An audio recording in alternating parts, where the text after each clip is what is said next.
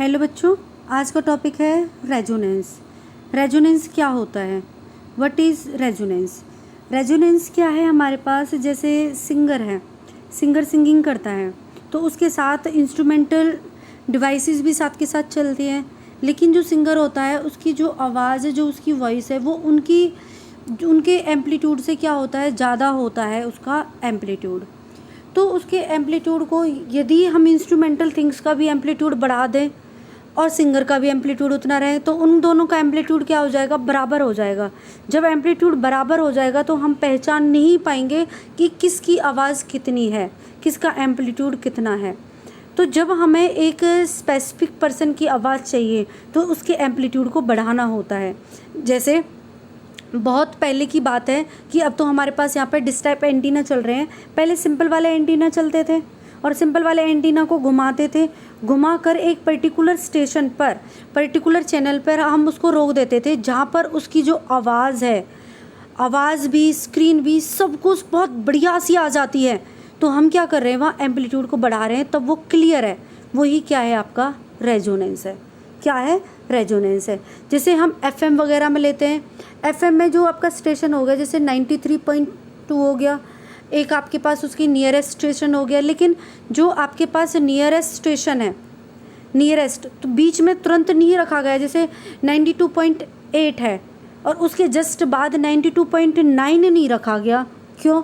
क्योंकि यदि उनकी साथ में रख देंगे तो उनकी फ्रीक्वेंसी क्या हो जाएगी, मैच हो जाएगी और वहाँ पर आपकी आवाज़ जो दोनों चैनलों की एक साथ दिखाई देगी, मतलब एक साथ सुनाई देगी। और उस स्पेसिफिक फ्रीक्वेंसी को हमें अलग करना है तो एक की फ्रीक्वेंसी को क्या करेंगे, कम करेंगे, और तो दूसरी की फ्रीक्वेंसी को क्या करेंगे, बढ़ाएंगे। तो इस फ्रीक्वेंसी को बढ़ाना, उसके एम्पलीट्यूड को बढ़ाना ही क्या है, आपका रेजोनेंस है। तो डेफिनेशन देखिए इसकी, it describe the phenomena of increased amplitude that occurs when frequency of periodically applied force is equal to और close to our natural frequency. जो हमारे पास नेचुरल फ्रीक्वेंसी होती है, नेचुरल फ्रीक्वेंसी कितनी हो गई हमारे पास, nu is equal to 1/2 pi under root LC। इस फ्रीक्वेंसी के बराबर फ्रीक्वेंसी हो जाती है, ठीक है। Frequency of the system on which act, जब ये एक्ट करेगी ये फ्रीक्वेंसी आनी चाहिए, ठीक है। इसका डेरिवेशन भी हम आगे करेंगे। अब जो ये रेजोनेंस है ये हमारे पास 2 टाइप्स का होता है, सीरीज़ रेजोनेंस और पैरेलल रेजोनेंस। तो हम पहले करेंगे सीरीज़ रेजोनेंस। सीरीज़ रेजोनेंस वो ये आपके पास जो हम पहले पढ़ चुके हैं, LCR सर्किट, तो वो ये है। इसमें हमारे पास, इसमें इंडक्टर, कैपेसिटर, रेजिस्टेंस, इन तीनों को हम किस में कनेक्ट कर दें, सीरीज़ में कनेक्ट कर दें, तो ये हमारे पास क्या हो जाएगा, सीरीज़ रेजोनेंस सर्किट। तो इसमें हमारे पास इम्पीडेंस क्या आया था, इम्पीडेंस आया था हमारे पास Z is equal to √R² plus XL minus XC का होल स्क्वायर और पूरे का अंडर रूट, ठीक है। ये आया था हमारे पास। XL की वैल्यू क्या होती है हमारे पास, ω_L, और XC की वैल्यू क्या होती है हमारे पास, ω_C। तो इस फॉर्मूले में मैंने इनकी वैल्यू पुट कर दी है। अब ये देखो, ये हमने एक पर्टिकुलर फ्रीक्वेंसी ले ली है, XL is equal to XC, मतलब कि जो हमारे पास XL हमारे पास ज़्यादा है तो XC हमारे पास कम।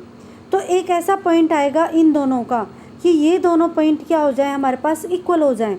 तो इक्वल हो जाएंगे तो ये कंडीशन रखी है कि हम इन दोनों को इक्वल कर दें।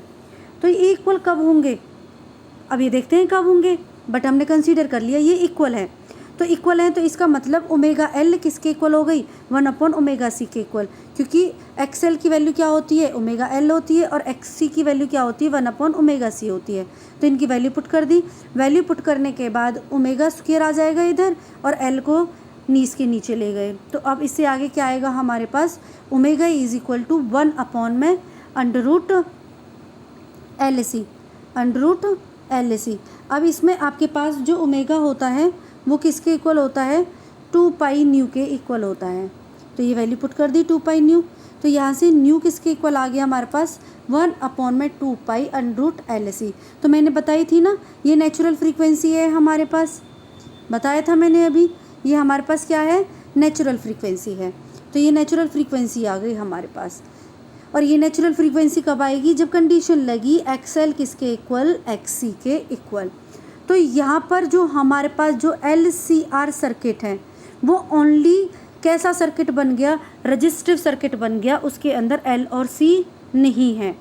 कैसा सर्किट बन गया, रेजिस्टेंस, ओनली रेजिस्टेंस वाला सर्किट बन गया। इसका मतलब Z किसके इक्वल आ गया, R के इक्वल। और यदि ये आपके पास R मिनिमम है तो करंट क्या हो जाएगा, आपका मैक्सिमम हो गया। देखो Z मीन्स R, ये हमारे पास बहुत कम है तो आपको क्या मिल जाएगा, I0 मिल जाएगा। और I0 क्या हमारे पास मैक्सिमम करंट, और मैक्सिमम कम करंट कब आएगा हमारे पास, जब ये R की वैल्यू क्या हो जाए, बहुत कम हो जाए। इस पर्टिकुलर पॉइंट पर, इस पर्टिकुलर फ्रीक्वेंसी पर, this frequency is called resonance frequency. इस फ्रीक्वेंसी को क्या कहते हैं, रेजोनेंस फ्रीक्वेंसी कहते हैं। As series resonance circuit emits maximum current through it is called acceptor circuit. ये क्या है, आपका सर्किट है, इसको क्या बोलेंगे हम, सर्किट है ये। इस सर्किट को क्या कहेंगे हम, एक्सेप्टर सर्किट कहेंगे। जब करंट आपके पास मैक्सिमम होगा, और मैक्सिमम करंट कब होगा, जब आपके पास Z किसके equal Z is equal to R आ जाए। और ये कब होगा, जब XL किसके इक्वल आ जाए, XC के इक्वल आ जाए। तो प्रैक्टिकल एप्लीकेशंस क्या हो गई हमारे पास, रेडियो में, टीवी रिसीवर सेट्स में, ब्रॉडकास्टिंग में। ओके, अब है हमारे पास नेक्स्ट इसका ग्राफ। ये ग्राफ है आपके पास एंगुलर फ्रीक्वेंसी और आपका मैक्सिमम करंट के बीच का ग्राफ है। तो ग्राफ देखिए, जब रेजिस्टेंस आपके पास कम है तो ये पॉइंट क्या हो रहा है, आपका करंट मैक्सिमम जा रहा है, I0 मैक्सिमम पहुंच जाएगा क्योंकि रेजिस्टेंस कम। और जब रेजिस्टेंस ज़्यादा है 100, तो ये कर्व हमारे पास क्या आ रहा है, नीचे की तरफ आ रहा है।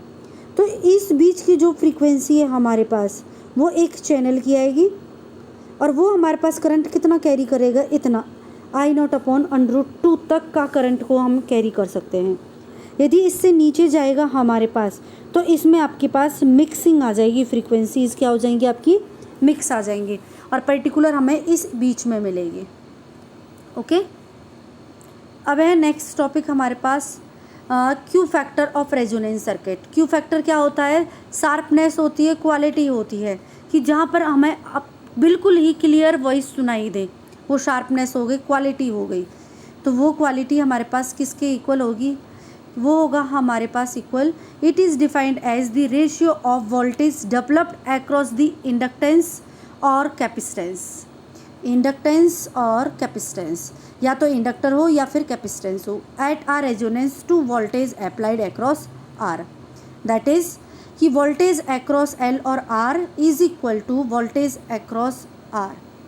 एल और सी के अक्रॉस, इधर साइड आपके पास आर। तो वोल्टेज एल के अंदर क्या हो जाएगी हमारे पास वी एल, और वी सी के अंदर क्या हो जाएगी वी सी, अपॉन में क्या आ जाएगी वी आर। दोनों मैंने ये पैरेलल कर दिए हैं, दोनों का रिजल्ट हमारे पास सेम आएगा। तो वी एल किसके इक्वल होती है हमारे पास, वोल्टेज किसके इक्वल होगी, आई एक्स एल के इक्वल, और इधर साइड आपकी आई एक्स सी के इक्वल। तो वी आर किसके इक्वल हो जाएगी, आई आर के इक्वल। तो आई से आई कैंसिल, आई से आई कैंसिल हो गया यहाँ पे।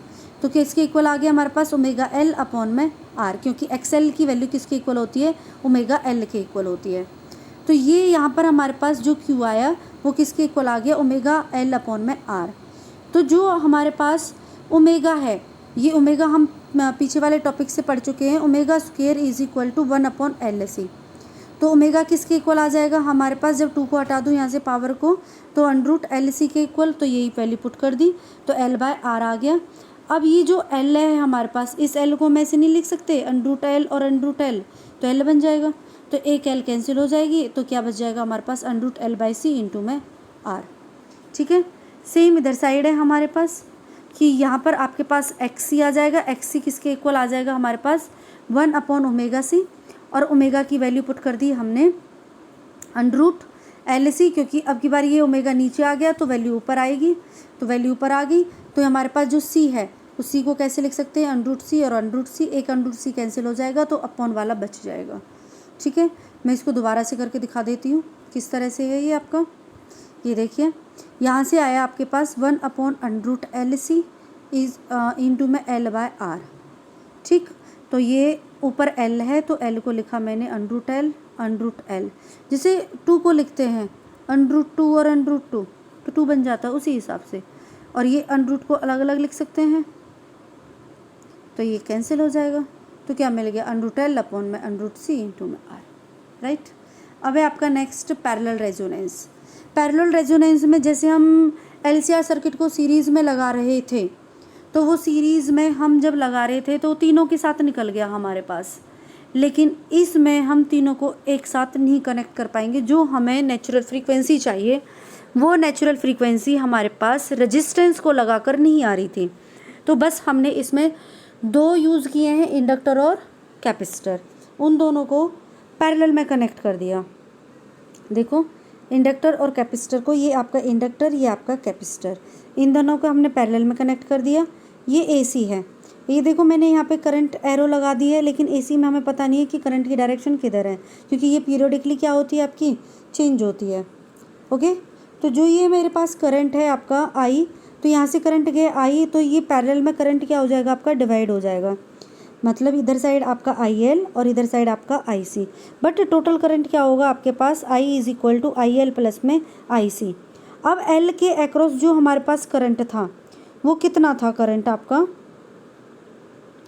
L के अक्रॉस करंट था आपका, जो हम पहले टॉपिक में कर चुके हैं, IL = E0 अपॉन में XL sin ω-t minus π/2। Inductor में करंट आपका पीछे रहता है π/2 और कैपेसिटर में करंट आपका आगे रहता है, इसलिए यहाँ पे प्लस है। तो ये माइनस वाला क्या बन जाएगा आपका cos ω-t, प्लस वाला भी क्या बन जाएगा आपका cos ω-t, ठीक है। बट ये माइनस साइन आपका बाहर आ जाएगा। ओके, तो दोनों में से कॉमन क्या आ गया, E0 cos ω-t, अंदर क्या रह गया, माइनस में 1 अपॉन में XL प्लस में 1 अपॉन में XC रह गया। ओके, अब ये देखो ये मिल गया, ये आप XL की वैल्यू पुट कर दी, इधर आपने XC की वैल्यू पुट कर दी, ये अपॉन में है XC, तो XC जो हमारे पास होती है वो 1 अपॉन ω-c के इक्वल होता है। अब इसको उल्टा करेंगे तो ω-c ऊपर चला जाएगा, तो ये आ गया। तो जब हमारे पास करंट क्या हो जाए, ज़ीरो हो जाए, करंट क्या हो जाए हमारे पास, ज़ीरो हो जाता है, तो ये ज़ीरो होगा, तो ये टर्म भी हमारे पास वैसे ज़ीरो नहीं होगी लेकिन अलग हो जाएगी। इसके बाद हमारे पास जो ये टर्म है, ये टर्म क्या हो जाएगी, ज़ीरो। तो ये देखो ज़ीरो टर्म हो गई हमारे पास, ये आ गया हमारे पास 1 अपॉन ω-L = 1 अपॉन ω-c। तो जब आपका I ज़ीरो है तो ये टर्म आ गई हमारे पास, तो ये टर्म को हमने रखा, तो यहाँ से आपके पास देखो पीछे वाले सीरीज़ रेजोनेंस सर्किट की तरह आ गया आपका ω² किसके इक्वल हो गया, 1 अपॉन LC के इक्वल, और ω किसके इक्वल हो गया, 1 अपॉन √LC। ओमेगा की वैल्यू 2π न्यू, और न्यू आ गया हमारे पास 1 अपॉन 2π √LC। यही हमारे पास क्या है, नेचुरल फ्रीक्वेंसी है, राइट। आ गया ये। अब ये देखो इसमें हम जो ग्राफ बनाएंगे रेजोनेंस के लिए, ठीक है, और जब होगा हमारे पास ग्राफ बनेगा, तो ग्राफ कैसे बनेगा, फ्रीक्वेंसी और I0 के बीच में। तो इसमें हमारे पास रिवर्स होगा, जैसे करंट ज़्यादा होगा फ्रीक्वेंसी हमारे पास कम होगी, और इस पर्टिकुलर पॉइंट पर, ये पर्टिकुलर पॉइंट पे हमारे पास I क्या होगा, ज़ीरो हो जाएगा। I क्या हो जाएगा, ज़ीरो हो जाएगा इस पॉइंट पर, और उसके बाद फिर आपकी इंक्रीज होनी स्टार्ट हो जाएगी। ठीक है, क्लियर।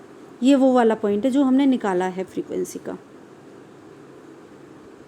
यूजेस, इसके यूज़ कहाँ कहाँ होते हैं, used in transmitting circuit. Transmitting circuit कौन से हो गए, जो आपके ट्रांसमिट वाले होते हैं, जिनमें ये आपके रेडियो वेव्स वगैरह हैं।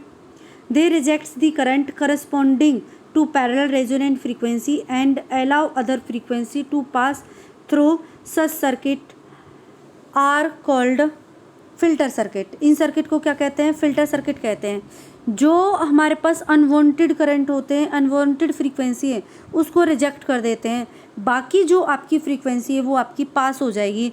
जैसे आपकी सिंगर है और सिंगर के साथ आपकी इंस्ट्रूमेंटल है, तो इंस्ट्रूमेंटल की जो फ्रीक्वेंसी है वो कम और जो सिंगर की फ्रीक्वेंसी है वो आपकी ज़्यादा है, तो वो पूरी जो यूजेबल फ्रीक्वेंसी है वो आपकी फ़िल्टर पास हो जाएगी। जो अदर हमारे पास अनवांटेड है, जो नॉइस वगैरह, वो उसको क्या कर देगा, रिजेक्ट कर देगा। इसलिए ये हमारे पास फ़िल्टर सर्किट होता है।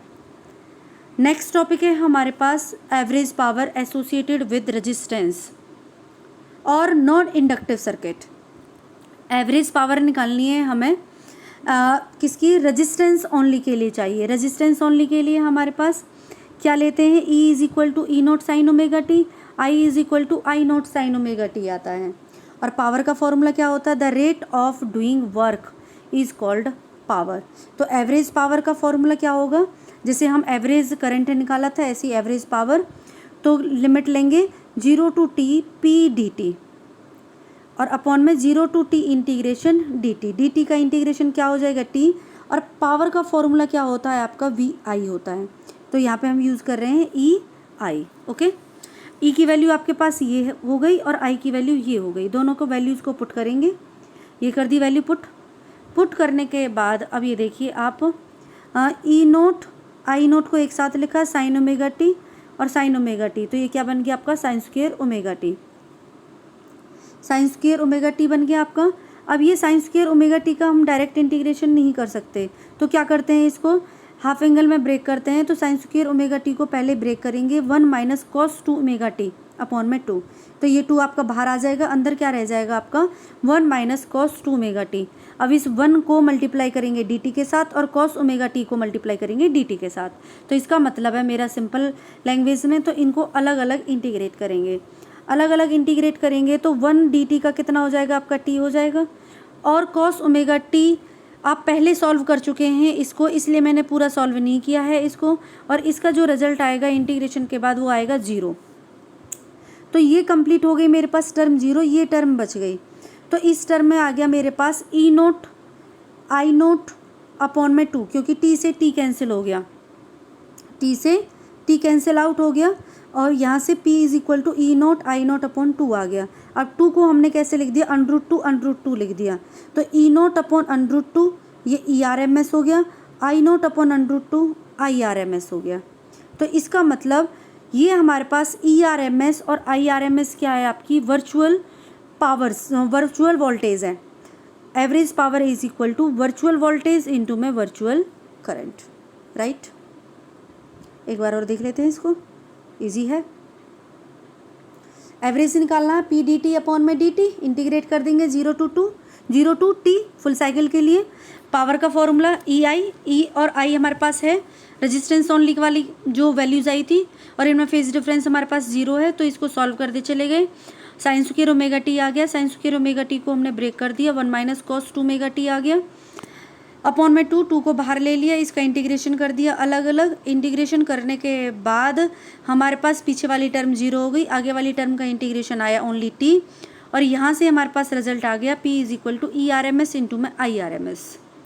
नेक्स्ट टॉपिक है अब आपका इंडक्टर के ओनली।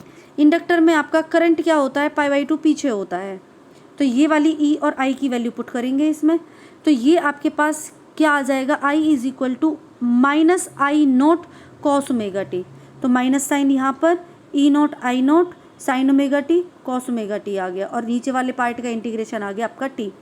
यहाँ से देखिए यह है आपके पास sine omega t cos omega t, trigonometry से ये हमारे पास फॉर्मूला बन जाएगा, यदि हम ये 2 से मल्टीप्लाई करें और 2 से डिवाइड करें, 2 से मल्टीप्लाई करें और 2 से डिवाइड करें, बायोवल बच्चे ध्यान से देखेंगे, 2 से मल्टीप्लाई किया 2 से डिवाइड किया, तो ये अब पूरा फॉर्मूला बन गया 2 साइन ए कॉस ए, तो ये होता है साइन 2a का फॉर्मूला, साइन 2a, और साइन 2a का इंटीग्रेशन क्या हो जाएगा, minus cos 2 omega T, sine 2 omega T का इंटीग्रेशन होगा, माइनस साइन आएगा, minus sine minus cos 2 omega T, और फिर 2 ओमेगा टी में से 2 ओमेगा अपॉन में आ जाएगा। ओके,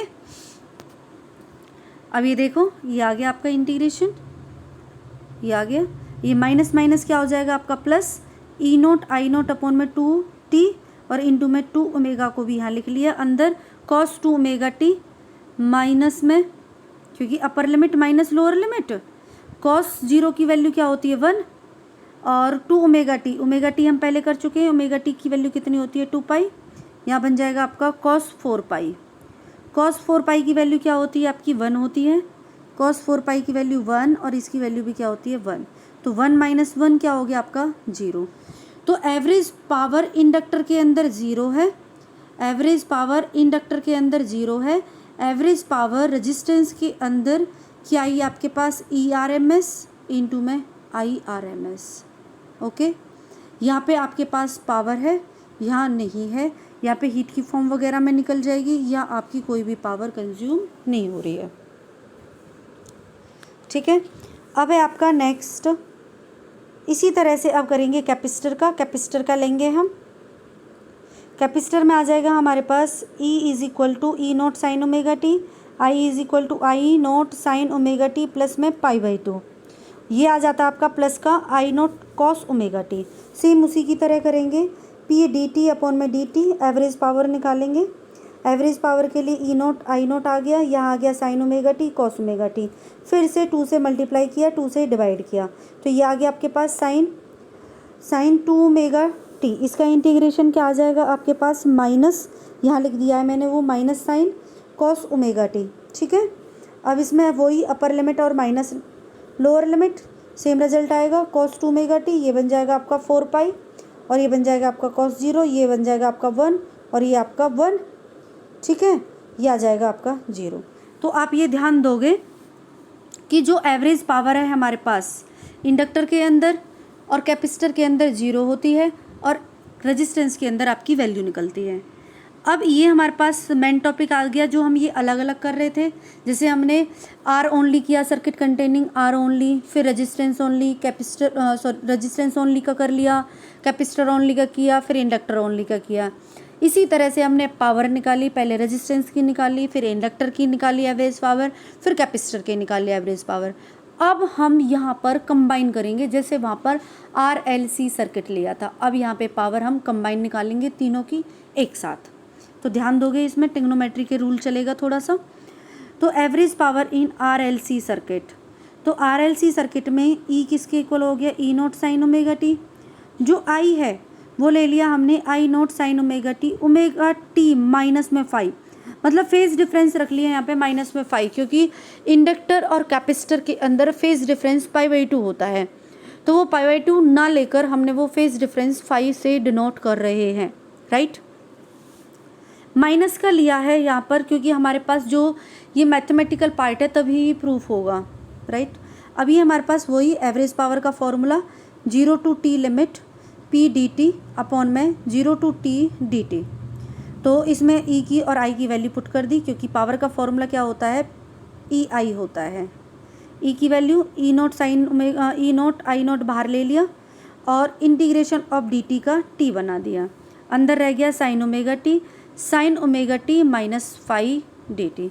ये बन गया आपके पास फॉर्मूला साइन ए बी का। साइन ए माइनस बी किसके इक्वल होगा, sign A cos B, sign A cos B minus cos A sine B. इसको हम इस वाले फॉर्मूले से ओपन करेंगे। अब ये देखो, इसमें ये हमारे पास ले लिया बाहर, ये साइन ओमेगा टी को हमने टच नहीं किया, ऐसे कैसे रखा। यहाँ था आपके पास साइन ओमेगा टी माइनस 5, तो sign A cos B, sign A cos B, cos A sine B, formula लिखा है, सॉरी,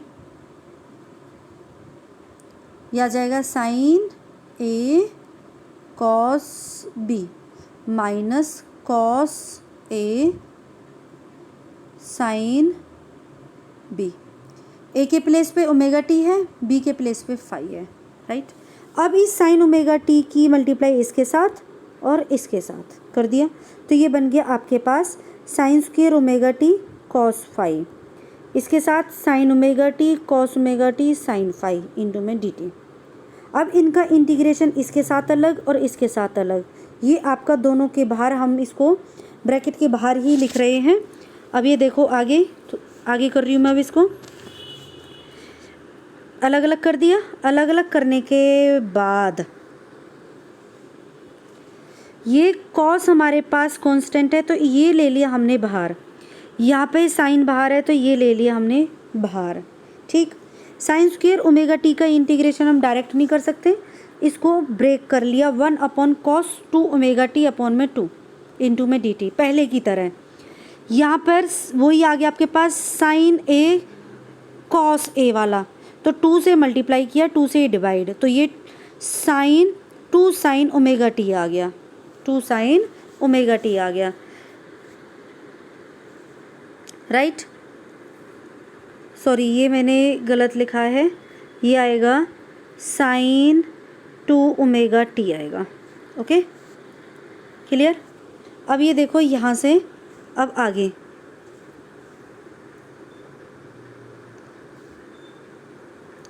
इसको सही कर लेना भाई, ये नहीं आएगा, यहाँ पे आएगा 2 ओमेगा टी, ठीक है।